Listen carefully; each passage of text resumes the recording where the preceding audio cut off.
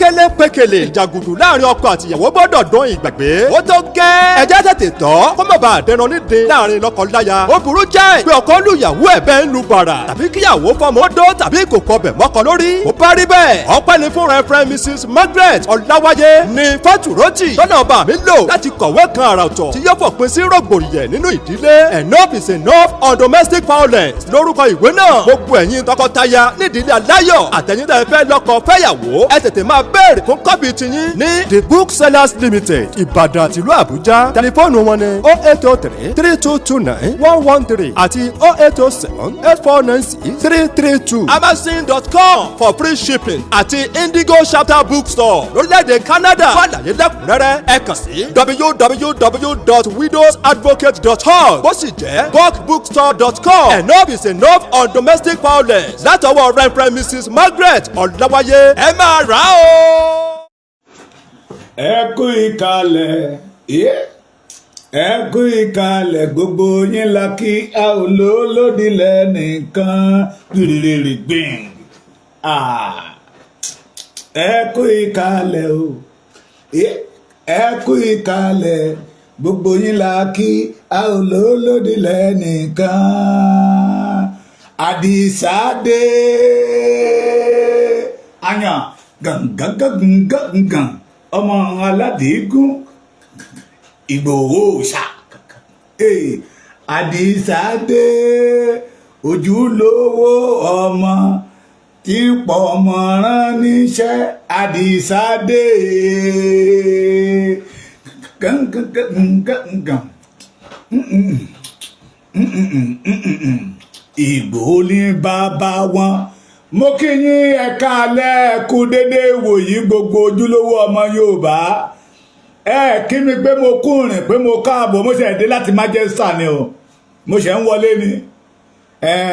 Mo rí hold up díẹ̀ ní àárín ìyànà àpájà sí Òṣòdì bọ̀tọ̀ ọpẹ́ ní fọlọ́run pé mo gúnlẹ̀ láyọ̀. Mo ti wọlé láti Manchester ni o. Mo sọ fún yín pé láàárọ̀ pé mo ń lọ sí Manchester mo ṣe ń wọlé ni.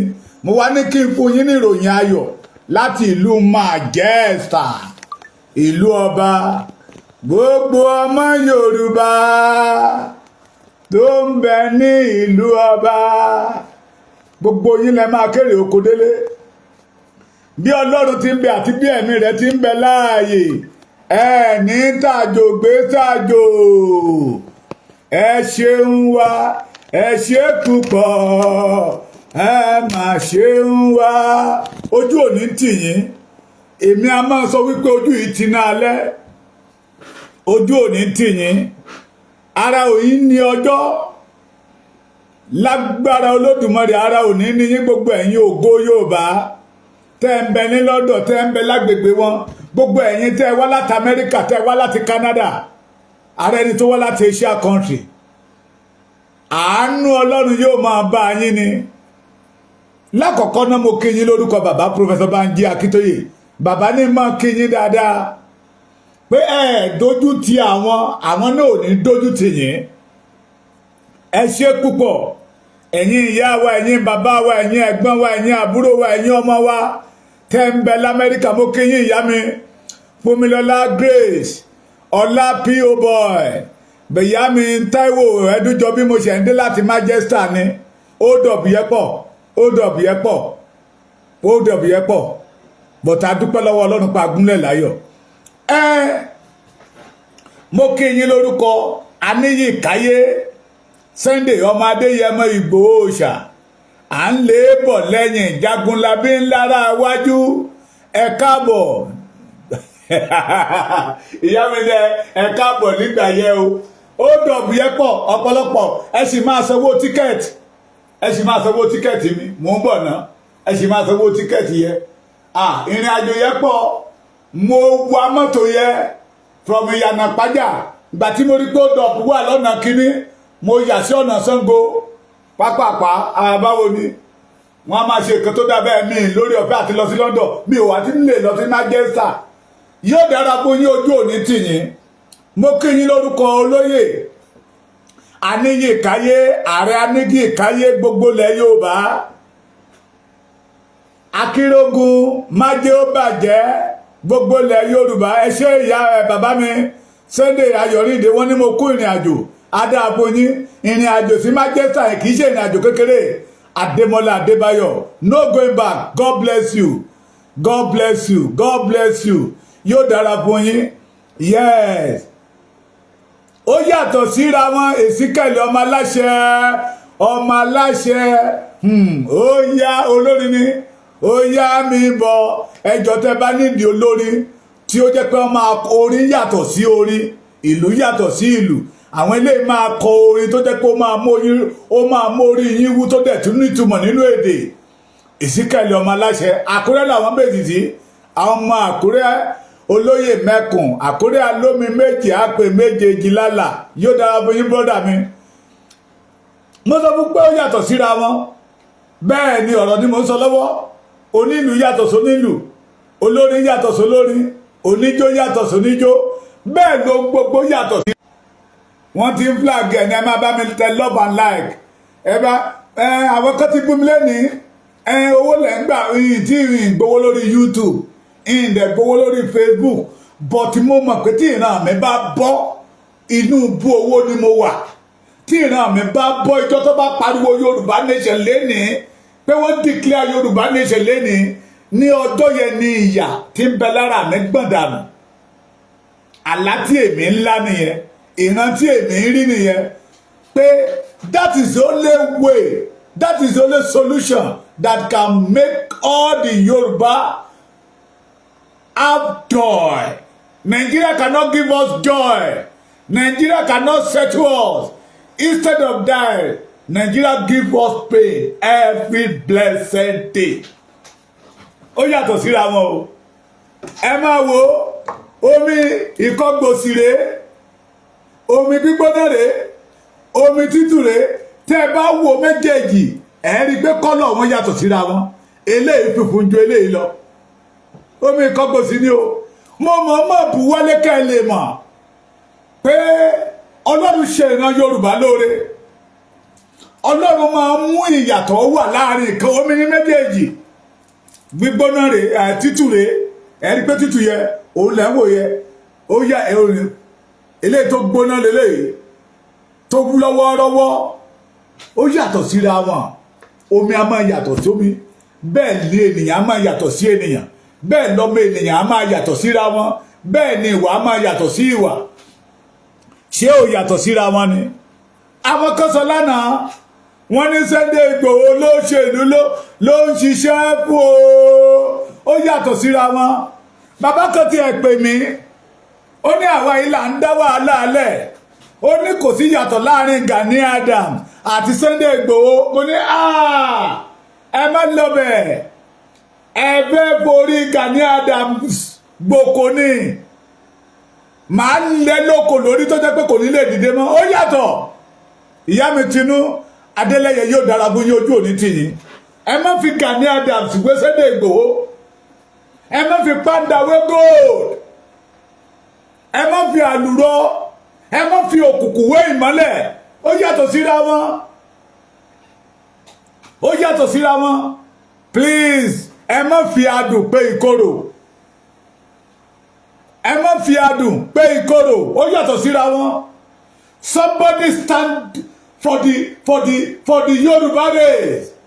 Ìkejì wa owó wẹ̀wù kò kàn mí ẹ wá ń kọ̀ pí àwọn mọ́ra wọn. Ó yàtọ̀. Ìgbà tí Sunday Igboho tó jáde síta kò ṣe tí ẹ bò. Ó yàtọ̀ síra wọn o. Ẹ má fi gold wé panda o. Ẹ má fi ìmọ́lẹ̀ wé òkùnkùn. Kò síbi tí a ti ṣe rálì, kò sí ìlú tí a dé tí Sunday Igboho lọ sí palace ọba. He will deliver the message, he will drop the letter of Baba Professor Banji Akintoye, the reason tí Yorùbá fi gbọ́dọ̀ kó nínú ìgbèkúta wà. Ó yàtọ̀ síra wọn.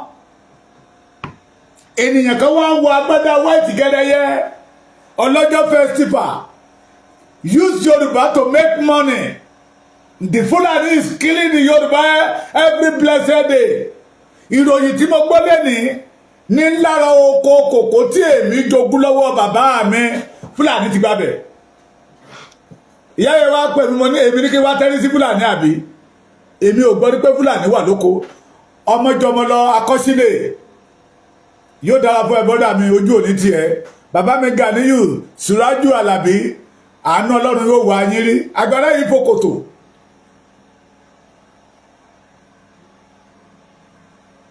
ìrí ayé yóò ní fòyín ru Ọlámilékan Moshood ẹ̀ka àbọ̀ ẹ má bá mi ṣe program yẹn ó yàtọ̀ síra wọn ó yàtọ̀ ohun tó bá jọ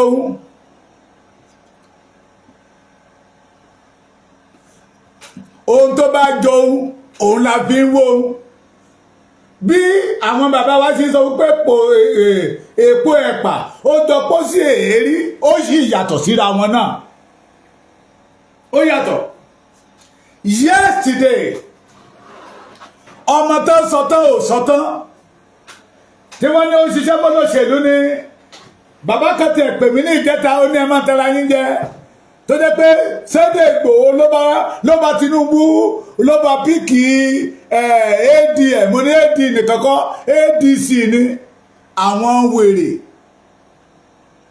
yesterday Sunday Igboho gbé petition Yorùbá nation lọ sí United Nations every one of us àti repeat video yẹn Igboho was there bàbá wa Fatai Ogunbido was there Ológunlolúwa was there the youth leader Koiki International was there wọ́n wọnú ilé prime minister lọ say we the Yorùbá we are going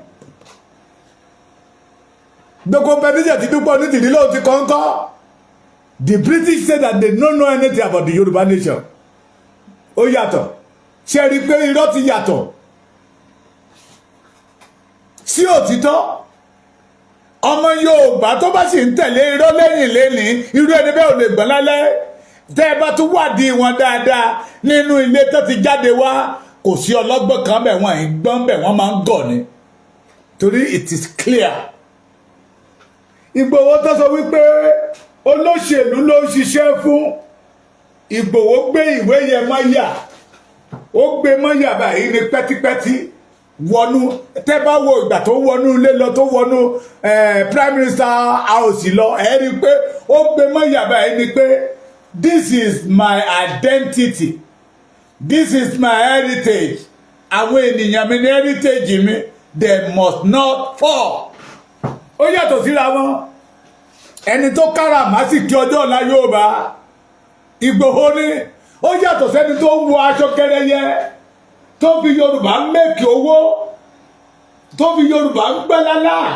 tó fi Yorùbá ń jẹnumù lákàkiri àgbáyé tí wọ́n pa Yorùbá lọ́tún tí wọ́n pa Yorùbá lọ́sì tó ní kòkó ó yàtọ̀ síra wọn this is àṣùmọ̀sọ́lánà mo ní ẹ̀yin bàbá wa àtẹ̀yìn ìyá wa tẹ́ wà ní London you are the genesis of this struggle ẹ̀yin lọ́lọ́run kọ́kọ́ lò tó tan ìmọ́lẹ̀ tó là wá lójú pé ìgbé ayé tá à ń gbé ìgbé ayé pákáleke ni ìgbé ayé ìnira ni pé ẹtúyáyá ẹ jáde síta and thank God you did not disappoint God ohun tí ẹ ṣe lánàá ó pa àwọn ẹni ibi lẹ́nu mọ́ àwọn tó lọ jó ní United Nations àwọn àjàkáyé àwọn bàbá Ìdòwú tó lọ ń jó pé àwọn ti gba nation wọn àwọn Democratic Republic of Yorùbá dry nation tó lọ ń jó tó ń tẹ̀yàn jẹ́ táwọn kan sì ń tẹ̀lé lọ́wọ́ lẹ́yìn tàná yẹ ó yẹ kó ṣí ọ̀pọ̀lọpọ̀ wọn lójú wípé Dìdúpẹ́ Onítìrí and Àjàkáyé Ìjìnlẹ̀ Makol they are deceiving there ó yàtọ̀ síra wọn o kéèsì wa ti dé ọ̀dọ̀ prime minister we have submit our petition bàbá mi ambassador àgbàrá yìí fòkòtò bàbá mi ìrì ayé yìí ò ní fòyín ru bí bínúbínú máa ń bínú tí pẹ̀gànpẹ̀gàn máa ń pẹ̀gàn níran ambassador ó ṣàyìn lójoojúmọ́ bínúbínú kómi àbínú pẹ̀gànpẹ̀gàn kómi àpẹ̀gàn royal ambassador ó ń ṣàyìn lójoojúmọ́ ògo yìí ò ní wọ mi bàbá mi láṣẹ Olódùmarè. Adéwọlé Adétọ̀nà yóò dára fún yín. Bọ́dà mi Táíwò Baálẹ̀ àánú máa wá gbogbo wa rí. Àwọn tó parọ́ Yorùbá ní parọ́ oníyì ẹ̀tẹ́ ní máa ń gbẹ̀yìn ẹ̀. Irọ́ náà pa bàbá Akíntóyè ṣiṣẹ́ bọ́lọ́ṣèlú ni. Irọ́ náà pa Sunday Igboho ti gbowó lọ́wọ́ olóṣèlú ni. Irọ́ náà pa àwọn tó pariwo Yorùbá níṣẹ̀lẹ̀ nílẹ̀ Yorùbá yẹ owó náà fi ń wá. Irọ́ náà pa ó ti wá yàtọ̀ now. Gbangba ti wá dẹkùn. Kedere is now bewos. Òyìnbó ni máa fi pa gbogbo yín. Ẹ lọ wo orí social media. Ẹ rí ibi tí ọmọ Adéyẹmọ ti gbé pépà yẹ brown paper ni. Ó gbé wọlé gbànú. Wọ́n tún fún wọ́n ní we will not allow all of you to enter. Bó jẹ́ àwa márùn-ún we will enter. Ó yàtọ̀ síra wọn o. Nígbà tí Ìgbòho Prophet Ológunlolúwa Koiki Media bàbá Fàtáyé Ògúnríbidó tó ń wọnú ilé lọ wọ́n ṣe fídíò ẹ̀ tí gbogbo àgbáyé rí. Ibo ni Dúpẹ́ Onítìrí wọ̀ tí gbogbo àgbáyé rí. Ṣèbáwọ̀ la ní nǹkan kíkó ìkí Sunday Igboho bàbá Fàtáyé Ògúnríbidó Ológunlolúwa ká má rí fídíò tó máa fi hàn pé lóòótọ́ náà wọ bẹ̀. Ká wá jáde síta wípé àmọ́ ti lọ sọ́dọ̀ prime minister ti gba lẹ́tà lọ́wọ́ wo káwọn náà dẹ̀ gbàgbọ́ ojú ti là dó àlá ó Dúpẹ́ Onítìrí àjàkáyé ìjìnlẹ̀ to deceive you anymore. We will have our nation. Tó dáni lójú ni bọ̀tẹ̀já ká kúrò lọ́dọ̀ àwọn tó ń fi òkùnkùn tó fi pè ìmọ́lẹ̀ fún wa. Ẹ jẹ́ ká kúrò lọ́dọ̀ àwọn tó ń pe olóore wa ní ọ̀tá wa. Tó fẹ́ kẹ̀yìn àwa àti olóore wa tó fẹ́ kẹ̀yìn wa síra wa. Ó yàtọ̀. Tó bá fi òkùnkùn pè ìmọ́lẹ̀ fún yín ẹ lajú yín dáadáa. Let them know this is òkùnkùn. This is ìmọ́lẹ̀. Gbogbo wa láti rí. Mo ṣàmọ̀ pé wọ́n tún lè pè yẹn ní photoshoot àbí báwo lẹ ṣe ń pè é. Ó yàtọ̀. Ìgbòho ti gbé lẹ́tà wọnú Commonwealth House lọ àbí báwo lẹ ṣe ń pè é lọ́dọ̀ Prime Minister. The request pé ẹ̀yin lẹ so wá papọ̀. Ẹ̀yin àwọn bàbá yín ló so wá papọ̀. Ẹ tètè wá tú wa ká kó tó dogun kó tó dọdẹ. We the Yorubas, we are going. We are no more part of Nigeria anymore. Kẹ́yìn kan wá sọ fún ibẹ̀ ti gba nation yìí o, kó wá lọ sí United Nations secretariat. Wọ́n jìnnà síbẹ̀ o, kó wá máa wọ building United Nations lọ́wọ́ kan, ká wá kọlù kan kójó síbẹ̀ ká wá máa jó, kẹ́yìn náà kẹ́ máa yọ̀, ẹ ti gbórílẹ̀-èdè yìí, yẹ̀yẹ́ náà tù. Yẹ̀yẹ́ náà tù. We the Yorùbá àkókò yìí ló yẹ ká mẹni tó yẹ ká tẹ̀lé. Àkókò yìí ló yẹ ká dìde.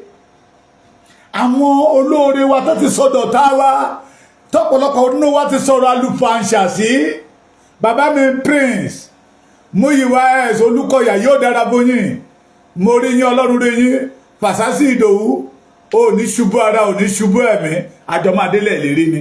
Ògo Yorùbá máa ṣojú ẹ láṣẹ Olódùmarè. Tóyìn Sàlámì ṣé yóò lẹ́fẹ́ kọ́ fágbé yán àbí kílẹ̀ gbé bó jẹ́ yán lẹ́gbé bó jẹ́ bà ní gbogbo ẹ̀ náà kó ṣáà ti ṣe jẹ ní. Ó yàtọ̀. Ìgbòho yàtọ̀ sí wọn.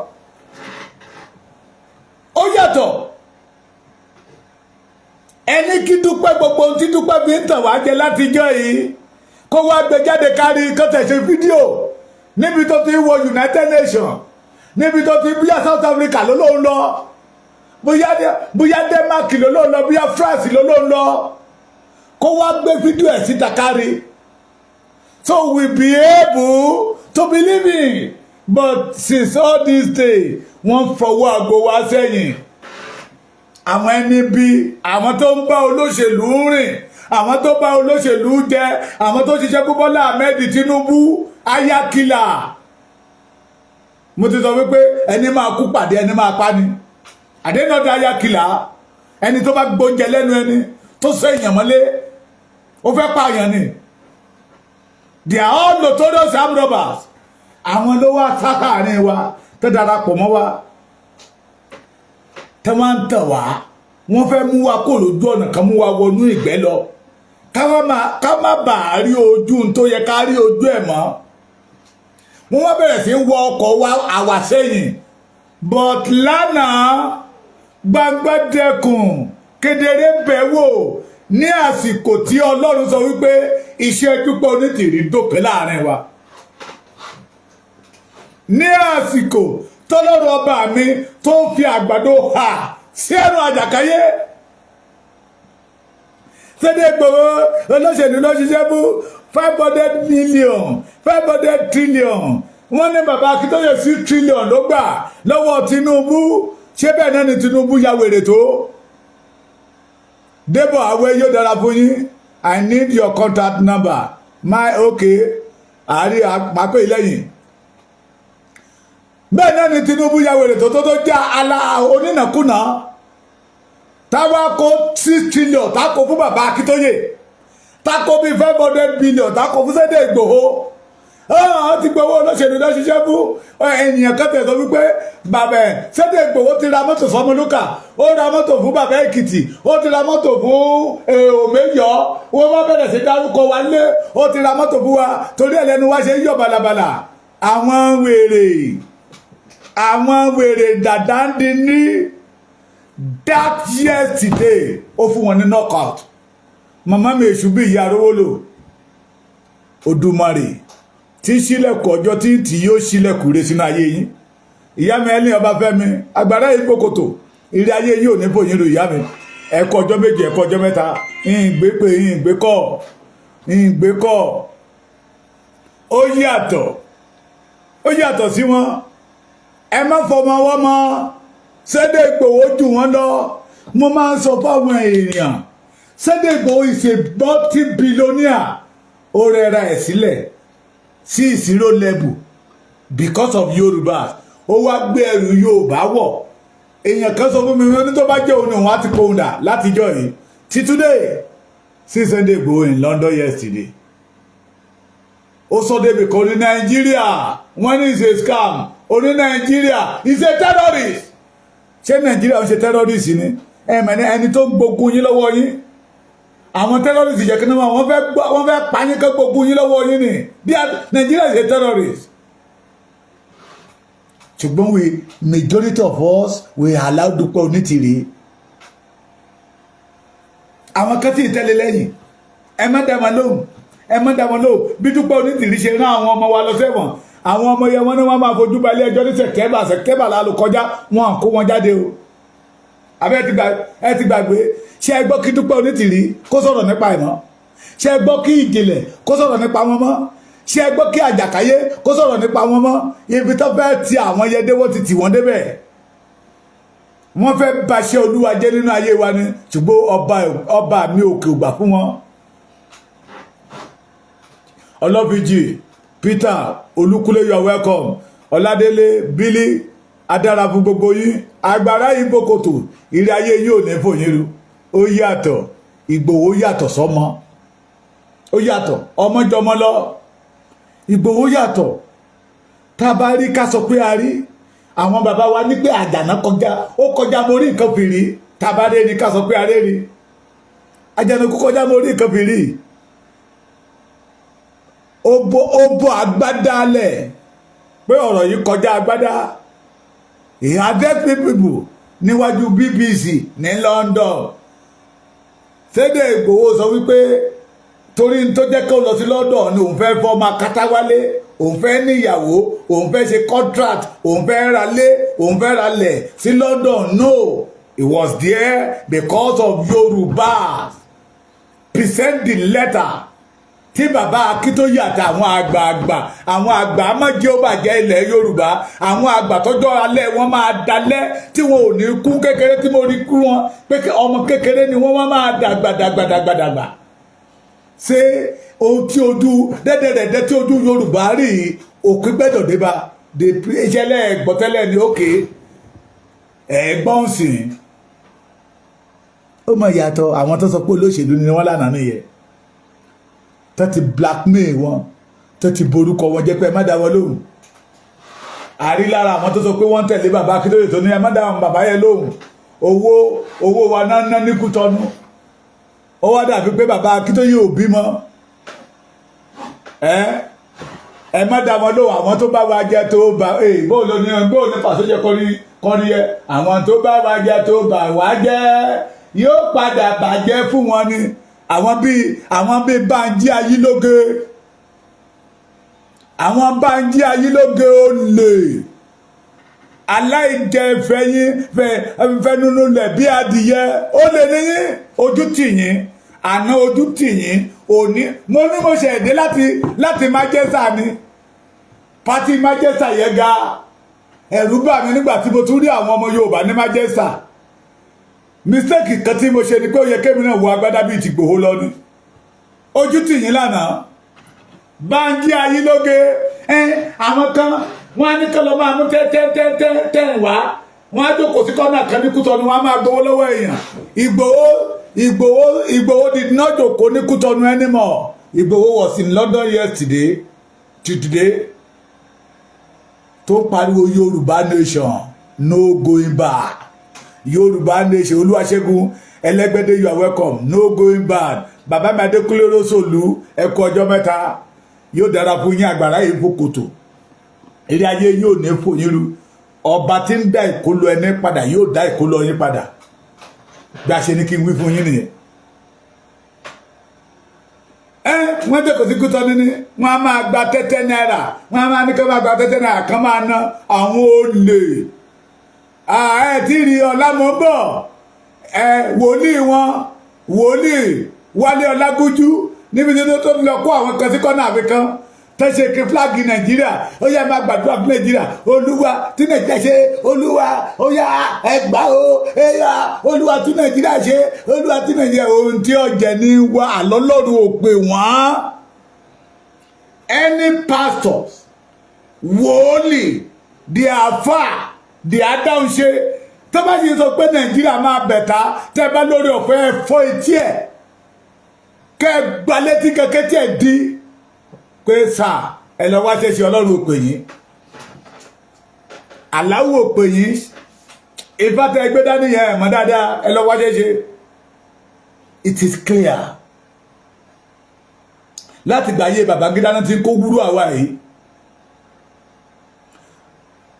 ìyá mi Ìjàyè ló gbé mi lọ́dẹ́ Secret Brown Ìjàyè ni láti gbà ayé Babangida wọn á ti kórú àwọn ẹ̀ lọ sórí òkè àgbàdúrà tó jẹ́ pé ìgbà mi àní lè sọ̀rọ̀ dáadáa mọ́ tó bá mu omi báyìí omi yẹn máa gbòdì ní Nàìjíríà kàkà kí Nàìjíríà ó wà òkè Nàìjíríà ń wọ́ọ̀sì sí lójoojúmọ́ ni ṣé àwọn notorious armed robbers the notorious aya killer the notorious kidnappers tó ń ṣe àkóso Nàìjíríà tó jẹ́ pé inú ìbàjẹ́ náà ti ń jẹ náà ti ń mú náà wá ní kí Nàìjíríà wá wà òkè má ṣe já tanra wa orílẹ̀-èdè tọ́lọ́run ò mọ̀ ń pa ẹ̀ yes ẹni mo sọ bẹ́ẹ̀ láti orí ọ̀fẹ́ since 1914 orí ọ̀fẹ́ pé Ọlọ́run fẹ́ràn ilẹ̀ Yorùbá ó ti yẹ kí orílẹ̀-èdè yẹ kó parun orí ọ̀fẹ́ ló gbé wa dúró God know nothing about Nigeria gbogbo àwọn pásítọ̀ tẹ́ ẹ̀ ń wò yẹ àwọn ìránṣẹ́ Ọlọ́run gidi ti lọ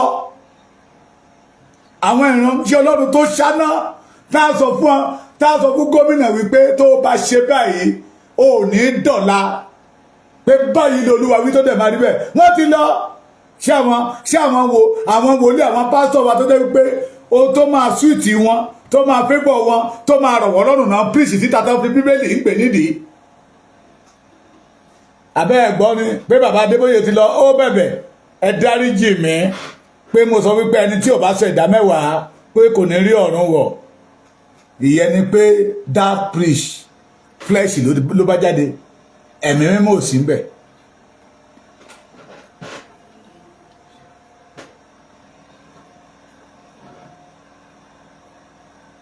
kí lẹ tó fẹ́ sọ nàìjíríà ò lè kó létò nàìjíríà àwọn gan tó ń gọ́vọ́nà nàìjíríà mà àwọn tó ń gọ́vọ́nà nàìjíríà mà so if somebody like why tó ń pera ní wòlíì bí appellation ni ọ̀dọ́ nígbà táwa lọ sí bible school àwa ti mọ̀ wípé àwọn ti sọ kí ní ẹ̀dìdàkudà àtẹnudọ́lọ́run pé àtẹnudọ́lọ́run ò pè tó bá yàtọ̀ lọ sí bible school alẹ́ evangelist mọ́ra ẹ̀ lórí ilẹ̀ pastor mọ́ra ẹ̀ lórí ṣakara gbogbo rakamara kakakakaka rakara kọ́ra rakara mú garigarigi ohun tó sọ ni pé lọ́ọ́ rakara wákà mú gari aṣọ dèdè ẹ̀mí mímọ́. God will punish all of you. They know that Nigeria ọlọ́run ò mọ̀ sí ọlọ́run ò mọ̀ sí. So those people join us together with evil people, with demon people. Tí wọ́n wá sọ pé ariwo tá ti pa láti 2019 àwọn ò gbọ́ Ìgbòho ti gbé lẹ́tà lọ sọ́dọ̀ wọn. Ọmọ tó ṣe náà nìyẹn. Mo sọ wípé ẹni tọ́lọ́run bá fi rán ló fi rán. Ṣé ló yẹ kí gbogbo wa jẹ gbárùkù tí kẹyẹ wo agbádá gẹrẹyẹ káàkiri ọlọ́jọ́ festival Ògún festival Ọya festival Ṣàngó festival Ìgò festival Omi festival Pálí festival kí ló kù tẹ́tí máa ẹ̀yin máa ṣe flag festival wọ́n dẹ̀ pa Yorùbá lójoojúmọ́. God will punish all of you. Gbogbo yín lọ́lọ́run máa bí ìbínú Ọlọ́run ń bọ̀ lórí yín ìbínú Ọlọ́run ń bọ̀ tó jẹ́ pé ayé owó ṣe pàtàkì ọmọlúàbí ò jẹ́ kankan lójú yín ẹni tó ọmọlúàbí jẹ́ kankan lójú ẹ ti jáde lánàá ó jáde síta pé I will do it ó dẹ̀ ṣe pé kì í ṣojú ayé òní Yorùbá ṣe máa jìyà òun ò ní gbà kò dẹ̀ ní kún kékeré ló bá tán ẹni Ọlọ́run bá fẹ́ òun lọ́ba ènìyàn lọ́mọ ènìyàn fẹ́ ẹni bá ṣèfẹ́ Ọlọ́run ọmọ ènìyàn máa láìkẹ́ ẹ̀ yẹ́ẹ̀ ó jáde lánàá ó bá wọn ṣe rálì lọ sí BBC ó wá from there again wọ́n wá wọnú ọ́fíìsì prime minister yẹn lọ ó gbéwèé lọ́wọ́ báyìí ó fún wọn ní káàdì títẹ̀ pé káàdì títẹ̀ mi lélẹ̀ ìyẹn ní are you Sunday Igboho Adéyẹmọ ó ní yes it is me ó wọlé with confidence lẹ́tà wa ti wà ń bẹ̀.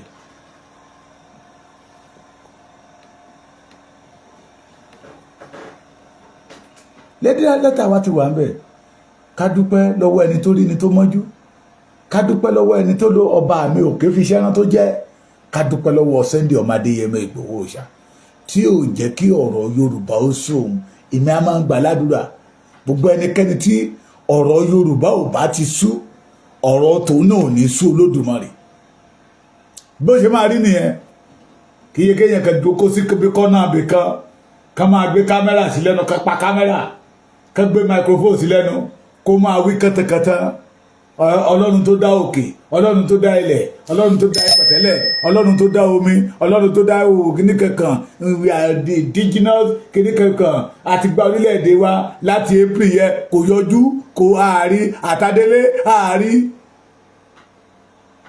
wọ́n dẹ̀ ti kọ́ wọn ọmọ ọlọ́mọ sínú ìgbèkùn wọ́n ti kọ́ ọmọ ọlọ́mọ sínú ìgbèkùn mú àmà sọ̀rọ̀ á dàbí kan máa pa ẹnu ẹ̀ láláìmọ̀ pé irọ́ ni Ọlọ́run òkè Ọlọ́run ilẹ̀ Ọlọ́run pẹ̀tẹ́lẹ̀ Ọlọ́run gogoro Ọlọ́run kìíní kankan we are now control 140 countries that we have submit our letter on him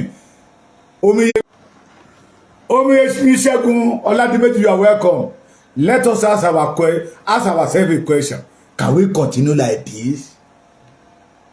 Ṣé iṣẹ́ táwọn bàbá wa ṣe lẹ̀ fún wa lélẹ̀? Ọ̀kí tó sọ wípé where is all the labour our forefathers? Where is it today? Nigeria to perish everything because they don't want Yoruba to become a number one again. In the olden days, we the Yorubas, we are number one. Nígbà tí mò ń ṣíwé kan níbi tí mo wà lánàá, wọ́n ń dárúkọ àwọn stéètì tí professor pọ̀ sí jù ní God. Wọ́n ti wú di Yorùbá ní Nàìjíríà. Wọ́n wá ń dárúkọ state tí professor pọ̀ sí jù wọn ní Adamawa. Ìmídélé ló wá sọ́kàn mi pé àtẹni tó lọ sí pé kéwú ló lọ kà ní yunifásitì Ahmadu Bello á di professor. Professor tẹ bá rí lẹ́kìtì mi báyìí bí professor of Yoruba language, mathematics, professor of English, professor of science, wọ́n á kàwé orí máa funfun ní at the end of the day nothing show for it. Nigeria ni. Is it not a slap on the Yoruba people is? Ká máa sọ pé Adamawa ló ní professor jù. Yẹ̀yẹ́ náà tù. Inú àwọn kan dẹ̀ ń dùn sí. Ọ̀gẹ̀dẹ̀ ń bàjẹ́. Ẹ̀níṣẹ́ ló ń pọ́n. Wọ́n ń bayé Yorùbá jẹ́. Ẹ̀ní rádà ẹja mi wálẹ̀ we are one nation. We are one nation. This Isaac Fáyọ̀ṣe. Nígbà tó lọ bẹ̀rẹ̀ is one of those people tí mo kọ́kọ́ pè. Only don't call me to any nonsense Yoruba nation. Nígbà tí wọ́n Nàìjíríà ń lagi mọ́ lórí ìṣe wa pariwo, ó sì máa dẹ́jú arílẹ̀. Gbogbo yí pápátá. Tó bá ti jẹ́ pé ìmọ̀tara ẹni nìkan lẹ́ni, ẹ máa rí ìbínú Ọlọ́run bọ̀ lórí yín. Whoever that turn to the enemy of Sunday Igboho because of Yoruba nation, ìbínú Ọlọ́run bọ̀ lórí yín. Ẹnikẹ́ni tó bá ní iṣẹ́ tí Ọlọ́run ọba mi gbé lọ Sunday Igboho pé kò ní í jẹ, ìbínú Ọlọ́run ń bọ̀ lórí yín. Òun kọ́ ló rárá ẹ̀. Àwọn kan bẹ́ẹ̀ tó wà tọ́lọ́run ti rán níṣẹ́ bẹ́ẹ̀ yẹn táwọn kan ṣe tánàdí wọ́n jẹyàn wọn níṣu ni. Ìmọ̀ràn mi rè fún gbogbo àwọn ọmọ Yorùbá táwa ń dé. Ìkáwọ́ ò lásọ̀ tẹ́nítẹ́ní àti dárọ́ mọ́ o àti dá òdítọ́ mọ́ o. Ìgbòho tó sọ wípé olóṣèlú ló ń ṣiṣẹ́ fún, ó ti gbowó lọ́wọ́ Tinubu. Ìgbòho ti gbowó lọ́wọ́ Tinubu ló fi dákẹ́ sí Kútọ́nù o. Ó ti gbowó. Ẹ ti rí Ìgbòho ní London lánàá o. Ó lọ sí BBC office headquarter wọn ní London. From there direct to the Prime Minister. Ìwé tó dẹ̀ gbé dání tẹ́ ẹ lọ brown kò tẹ́ gbé wá tó dúró wà lọ́wọ́ yẹn. Petition Yorùbá ni over 400 page ló dára gbé dání tẹ́ ẹ̀ ń wò yẹn. Tó lọ submit ẹ̀. Tó bá jẹ́ lómìnira ní ọ̀dọ̀ ibi tí mo fi pàdé yìí ó tó gẹ́ ẹ jẹ́ kẹ́ lómi lọ. But ó mọ̀ wípé that is the call tọ́lọ́run pè fún. Ojú wa ti wá já. Ìwọ náà bi ara ẹlẹ́rìí pé where is Mua? Dúpẹ́ Onítìrí Abíọ́lá ńkọ́? Bi ara ẹlẹ́rìí Ìjìnlẹ̀ Mákọ̀sí ńkọ́? Bi ara ẹlẹ́rìí Àjàkáyé ńkọ́? Bó ti ẹ̀jẹ̀ wípé àwọn Ayọ̀ Brown Fúnkẹ́ Bello wọ́n ti ṣán lọ bí òkò rọ́bà. Dúpẹ́ Onítìrí ti lò wọ́n náà, ó ti lò wọ́n mọ́gbà. Ṣùgbọ́n wá bi ara rẹ̀ léèrè lénìí.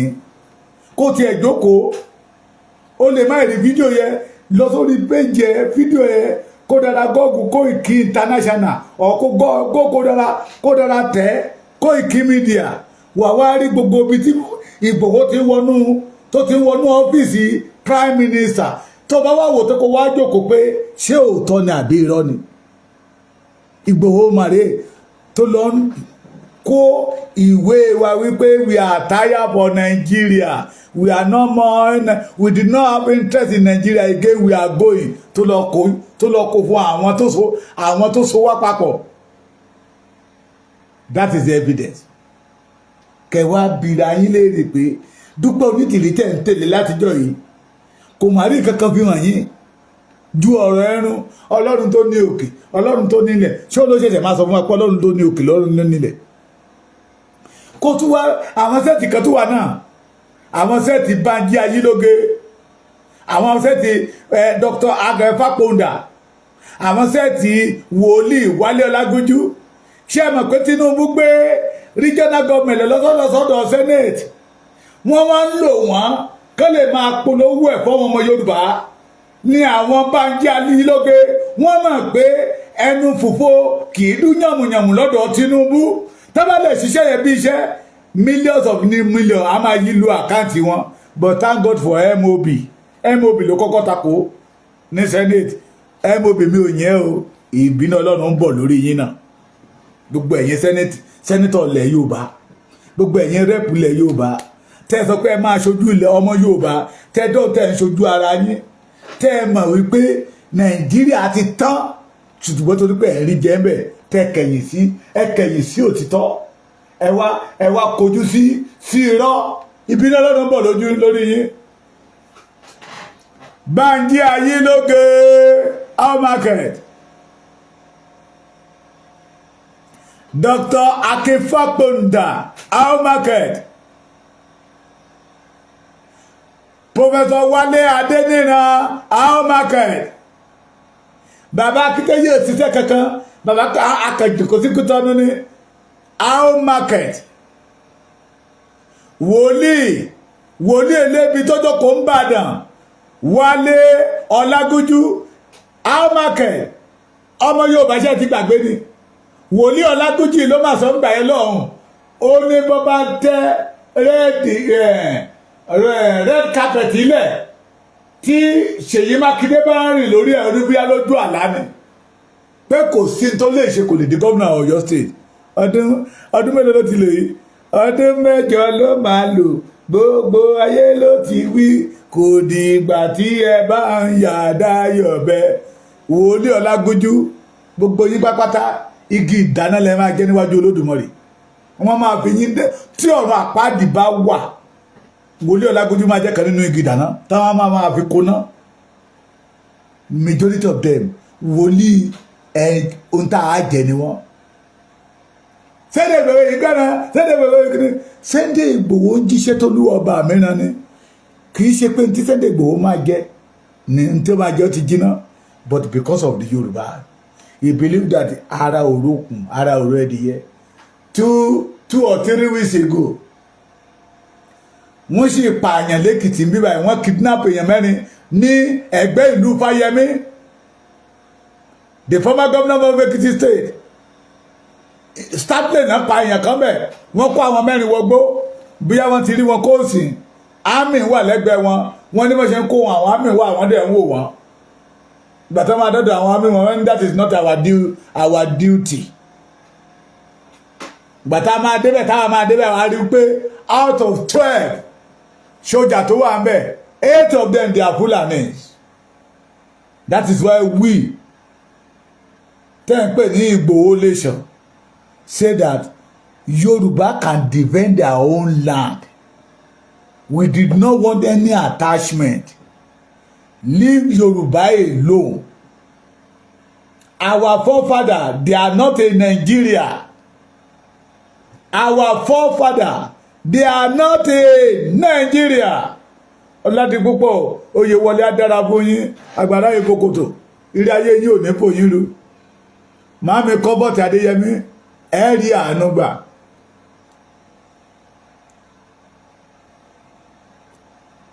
Òtítọ́ ni wọ́n ti kó wa lẹ́rù. Òtítọ́ ni ṣebí tèmi ni mò ń sọ yìí wọ́n ìpè mí bẹ̀lẹ́ ni pé ìjọ́wọ́ ni máa wá bí ẹ mo lè bá wọn kó àwọn èèyàn wá kí wọ́n á lé wọn kó lóko nínú oko kòkó in Yorùbá land o in Èkìtì o kìí ṣe Adámáwá o kìí ṣe Adámáwá rárá na àwọn kéde máa jáde síta wọ́n láwọn wòlíì wọ́n á máa yọkù ọmọ ìjọ á máa rò wọ́n á tún ní pé ẹgbóhùn àdúrà sókè tí o bá ń kúrò lọ́dọ̀ wọn wá ní I cover you with blood of Jesus I cover you with Holy Ghost àwọn dẹ̀ ń rìn pẹ̀lú ọlọ́pàá tó kó ìbọn dání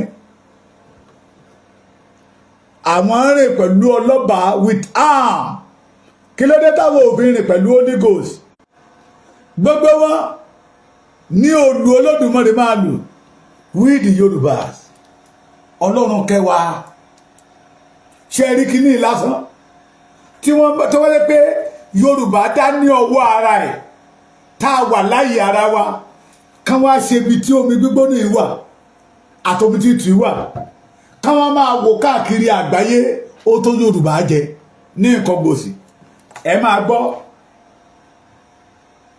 ó ti pẹ́ tí mo ti máa ń lọ sí nǹkan gbòsì ṣùgbọ́n mo lórí ọ̀fẹ́ láti rí di àbájọ wọ́n tún ṣu désàlẹ̀ kòkò omi tẹ̀ ń wò yìí méjì ni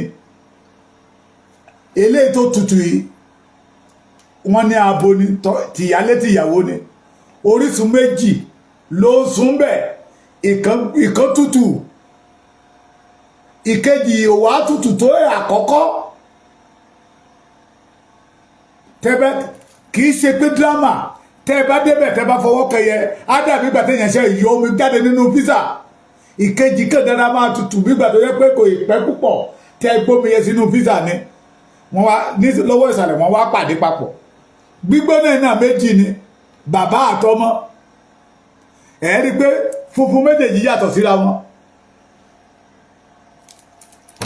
tí bàbá yẹ gbóná gan gbóná tọmọ yẹ wá lọ́wọ́rọ́wọ́ àwọn méjèèjì wá pàdé nísàlẹ̀ kí Yorùbá wá tú yẹ ṣe kí wọ́n máa wá wò káàkiri àgbáyé but because we are in bondage àrà tí ń bẹ ní ara Yorùbá wọn àjárí dá because we are in bondage orin tó dùn ó ń bẹ lẹ́nu Yorùbá wọn àjárí kọ́ because we are in bondage ijó ẹ̀yẹ ń bẹ lẹ́sẹ̀ Yorùbá wọn àjárí jó this is time láti já ìdè yẹ àwọn kẹ́pẹ́ Ìgbòho lánàá wọ́n ní ẹnu ló fi ń já wáyà Ìgbòho ti fẹnu já wáyà dé London o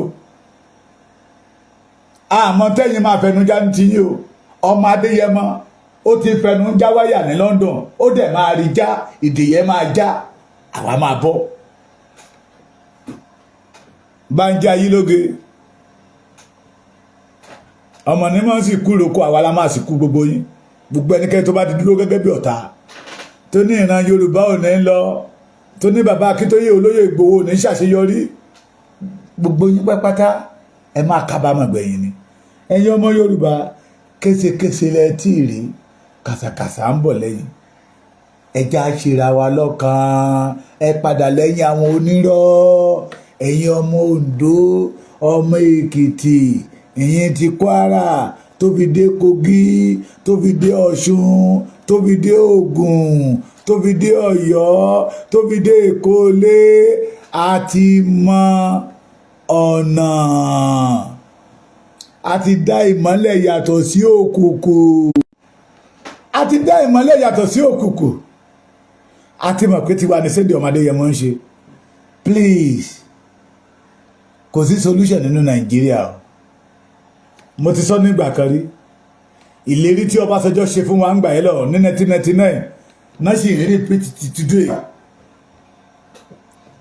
ìtura ò sí nínú Nàìjíríà o ẹ̀tàn ló ń bẹ nínú Nàìjíríà ìpayín kéke òṣì àdánù this is time for the Yorùbá to say bye bye to for jagbajagba ẹja dìde ẹ má ṣe tẹ̀lé àwọn onírọ́ mọ́